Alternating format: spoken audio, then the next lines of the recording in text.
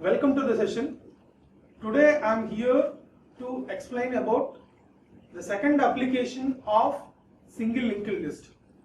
So in the earlier presentations I already discussed with you one application, that is polynomial expression. So there itself we are finding addition of two polynomials and multiplication of two polynomials also. So today we are going to discuss about the next kind of application, that is sparse matrix. So what is a sparse matrix? What is a sparse matrix? Say a matrix consists of more number of zero elements than non-zero elements, then the matrix can be represented as sparse matrix representation. So here a matrix is a two-dimensional data object, we know that. So the data object is represented like this. So these are called as rows, these are called as columns. These are called as columns. So m rows and n columns. So these are m, these are n columns. So m by n values can be placed in a matrix. M by n values can be placed in a matrix. So if the most of the elements maximum values are 0, then that kind of matrix can be represented as sparse. So why to use a sparse matrix representation? Means in general we know it. So by using an array, the wastage of memory is more. Why? Because array refers to static memory allocation. Array refers to static memory allocation. So there are lesser non-zero elements than zeros. So lesser memory can be used to store only those elements. Say for example 0, 0, 0, 0, 2, 0, 0, 1, 0. So we know it. Totally here 9 elements are there. So 9 into 2, 18 bytes of memory is consumed for a 32-bit compiler. But the non-zero elements are only 2. So only 2 elements. So in general 2 into 2, 4 bytes of memory is enough. Suppose along with this element the row index and column index also stored. So 2 more additional values are required. 2 more additional values are required. So in that case, totally, say for example here, first row, first column, so 2 is the element. Next, second row, first column, 1 is the element. So totally 6. In that case also, 12 bytes of memory is enough to represent non-zero values. Means in that case also you can store 6 bytes of memory. That is the meaning of storage requirement. So in the earlier days, means in the previous question paper questions, one time they asked why the sparse matrix representation, how the sparse matrix representation minimizes the memory, prove it. This kind of questions also may ask at the time of external examinations. So computing time. Computing time means whenever we want to access the elements, we know it, so we will go row by row. So the 0 is not a wanted value at any moment of the time. So we need to check where the non-zero elements. So like that until means first we go for this element, this element, this element, this element. Means the first non-zero element we want to get after traversing 4 elements. After traversing 4 elements. So 4 units of time may be wasted. So for that case, to minimize the memory, to minimize the computing time, we will go for sparse matrix representation. So in the next slide, we will go for what is the sparse matrix. Say we know the matrix is in terms of rows and columns. So here how many non-zero elements are there? means totally 6 non-zero elements are there out of. So 5 columns, 4 rows, totally 20 elements. So in the 20 elements, 6 non-zero elements out of 20 means 14 elements space is wasted. 14 elements space is wasted. So how to represent these 6 non-zero elements? What is the alternate representation for this? What is the alternate representation for this is, here we are using a triples. Here we are using a triples. Triples is nothing but row index, column index, value.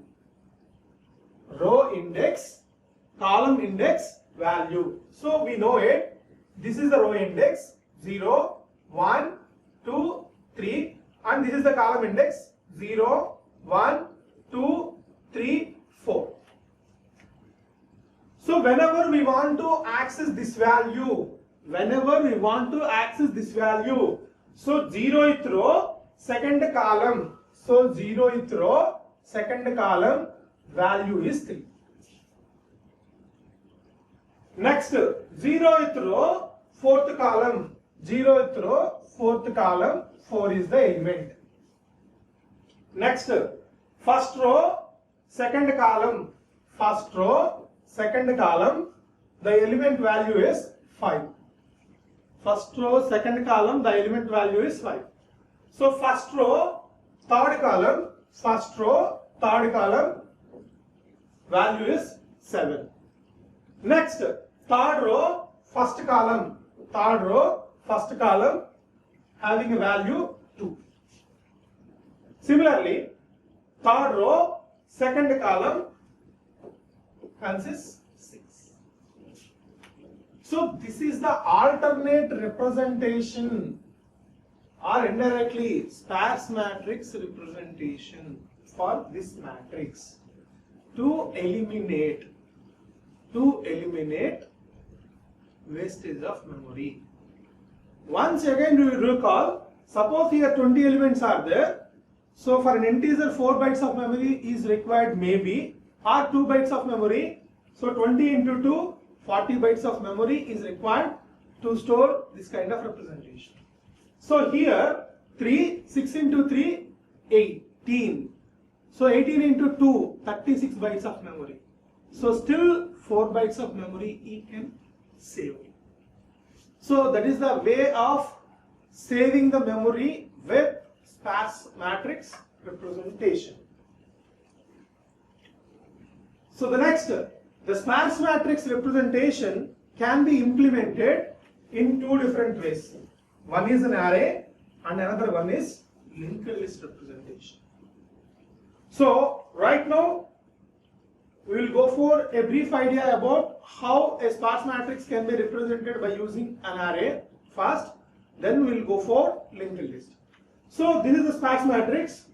In the previous example also we will show the same example. So say 0th row, second column, 3 is the value. Means the same kind of representation I showed like this: row index, column index, value. So here in a horizontal pattern they are representing it.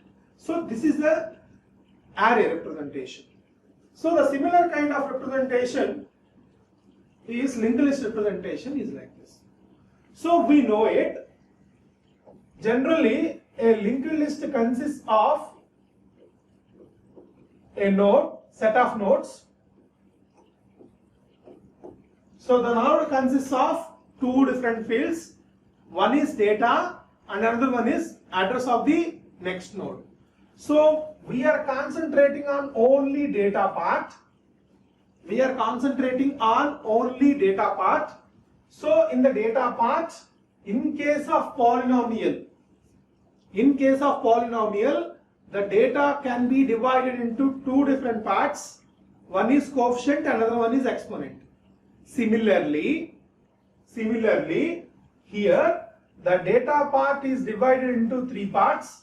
One is row index, another one is column index, third one is value.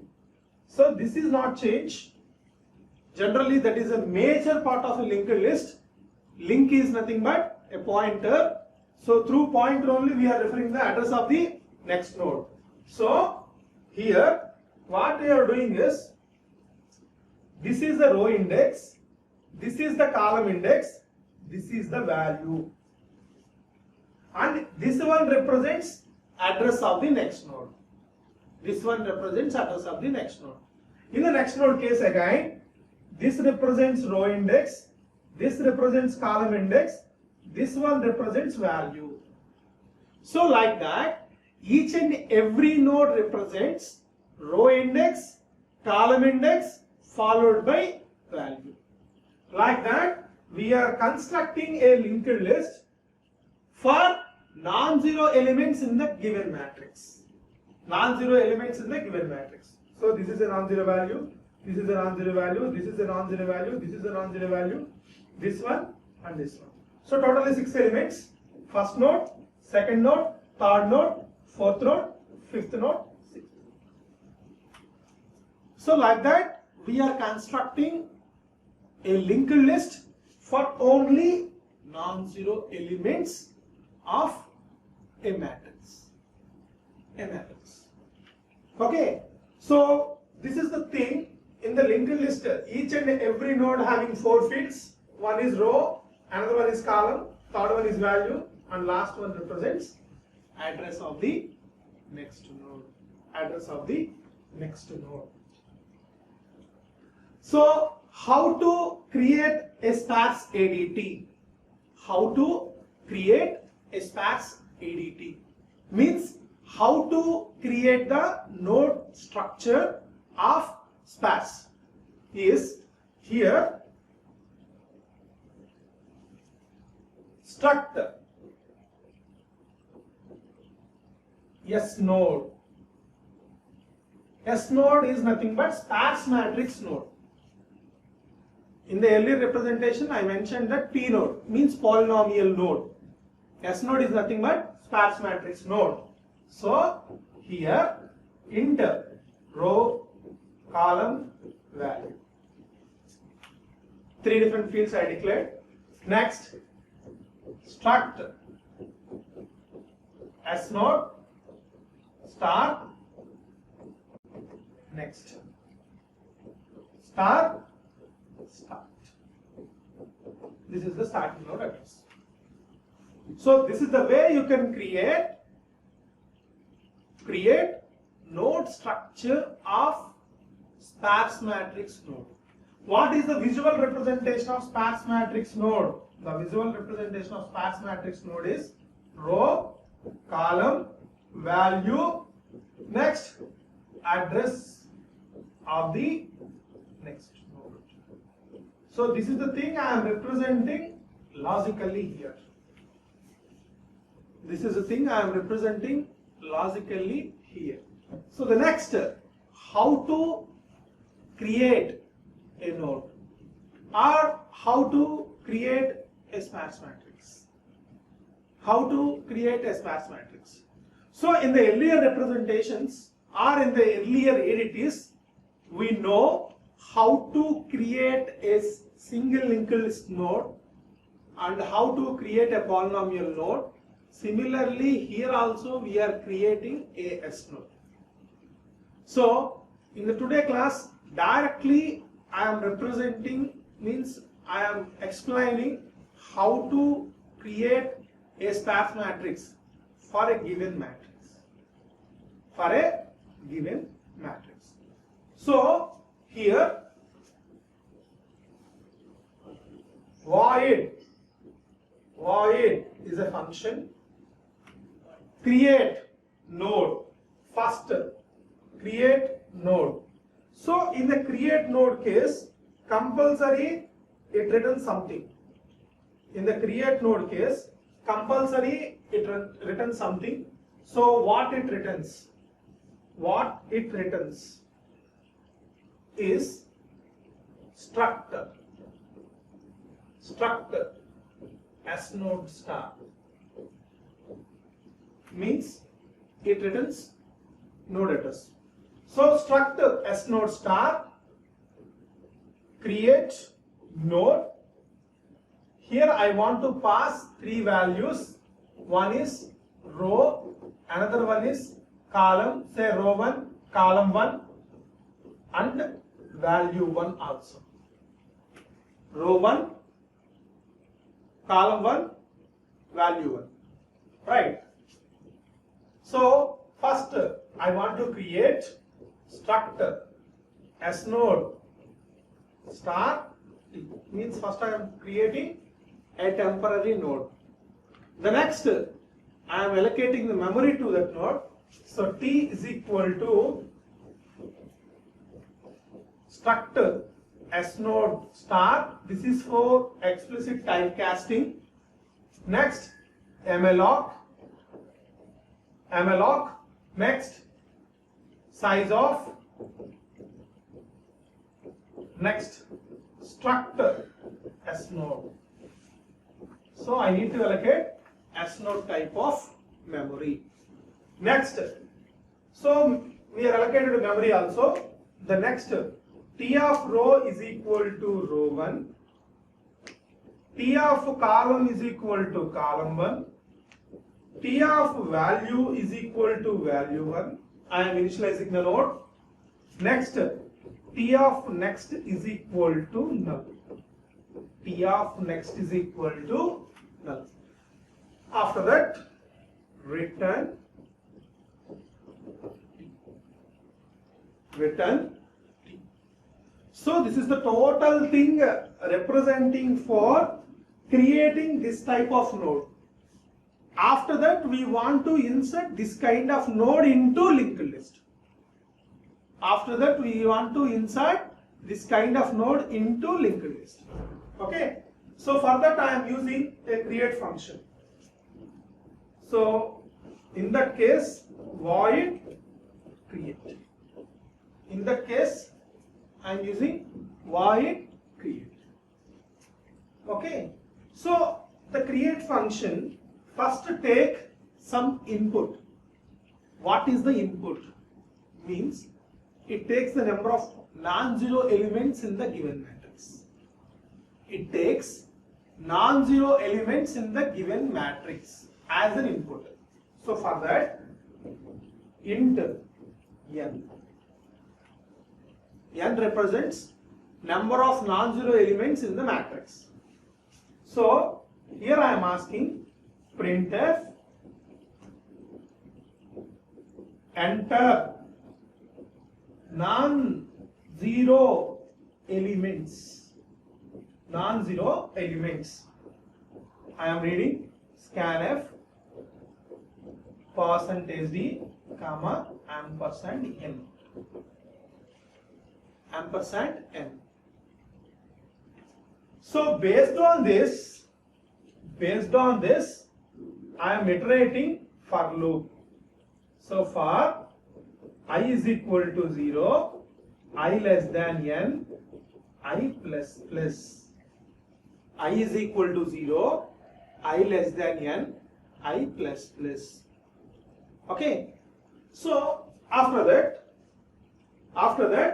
each and every time I am reading row value, column value, and what is the value or what is the element at row index and column index. So for that, here int row value, column value, value. Row value, column value, value. So R1, C1, value. So here I am reading. So scanf. Actually here you have to put the statement enter row index, column index and value. Okay. So %d, ampersand row 1, ampersand column 1, ampersand value 1 also. Row 1, column 1, value 1 also.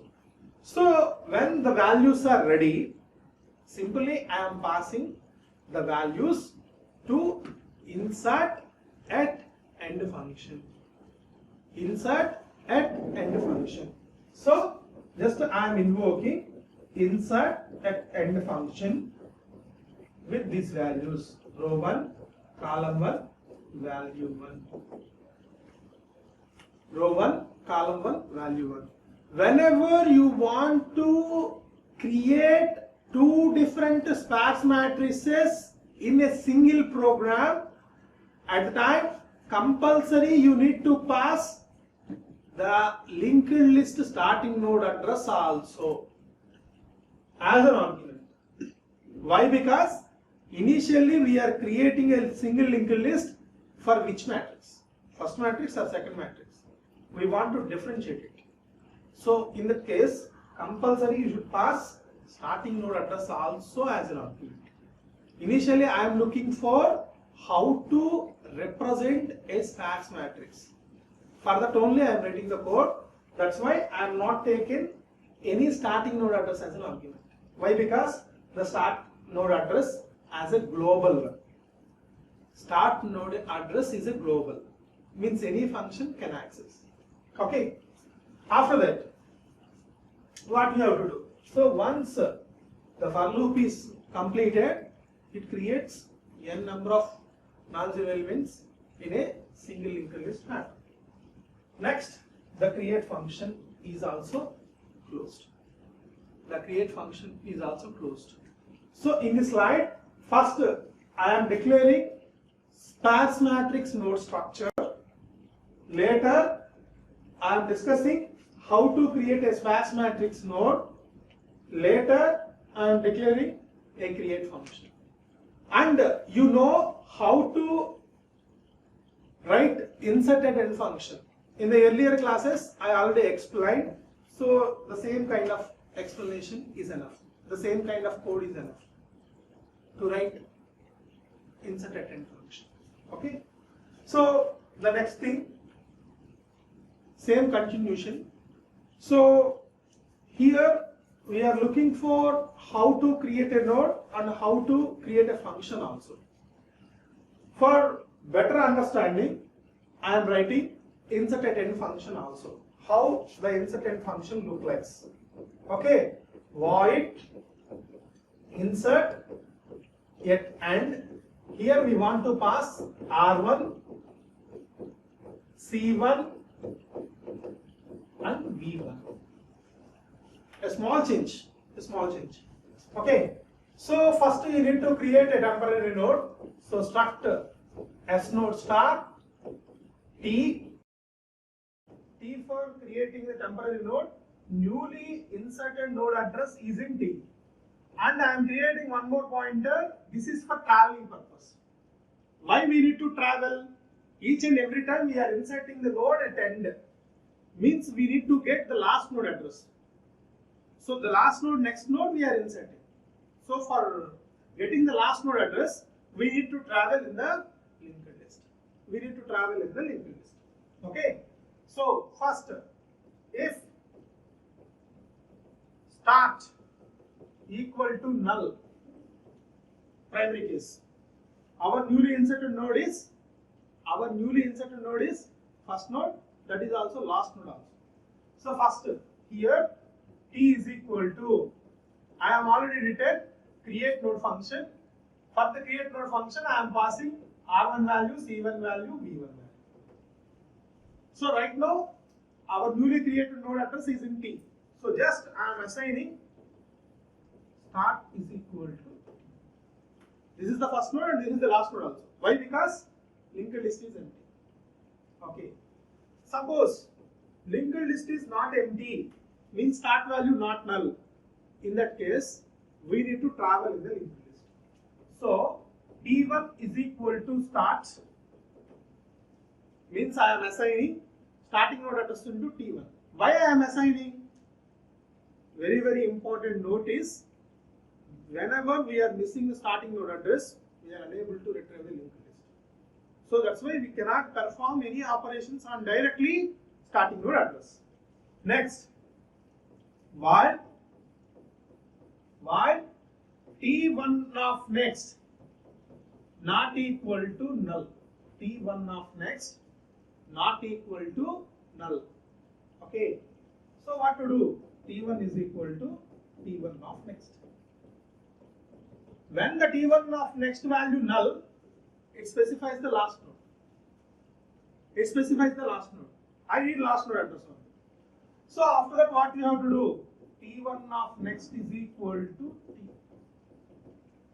Means our newly created node address is putting into the next field. Then inserted end function is closed. So everything is covered except passing the values. Except passing the values. So this is the way to create a sparse matrix representation using linked list. So in the next case, we have to write a main function. Okay, so you can automatically design a main function for continue these three things. For sample, I am writing. So first, void main. Void main. Okay, so in the main, directly, suppose whenever we want to create a sparse matrix, means simply I am using create function. Simply I am calling create function. Create function doing entire thing. So after that, we need to call display function. So this is the way. So create function internally calls inserted end function. Inserted function internally calls create function. So whenever you are calling create function, it's enough. Automatically it creates sparse matrix representation using linked list. So what is our input? Our input is, say, suppose I am entering 3. 3 represents n value. Means in my matrix, 3 non-zero elements are there. After that, what I have to do? Means 0, 1. 0 is the row index, 1 is the column index, some 3 is the value. Next, 1, 2, say 4. 1 is the row index, 2 is the column index, 4 is the value. Next, say 0, 3. So 0 is the row index, 3 is the column index, 5 is the value. Automatically you are getting one kind of linked list pattern. So this is for sparse matrix representation by using linked list. So after that, what are the major operations? What are the major operations which we perform with sparse matrix representation?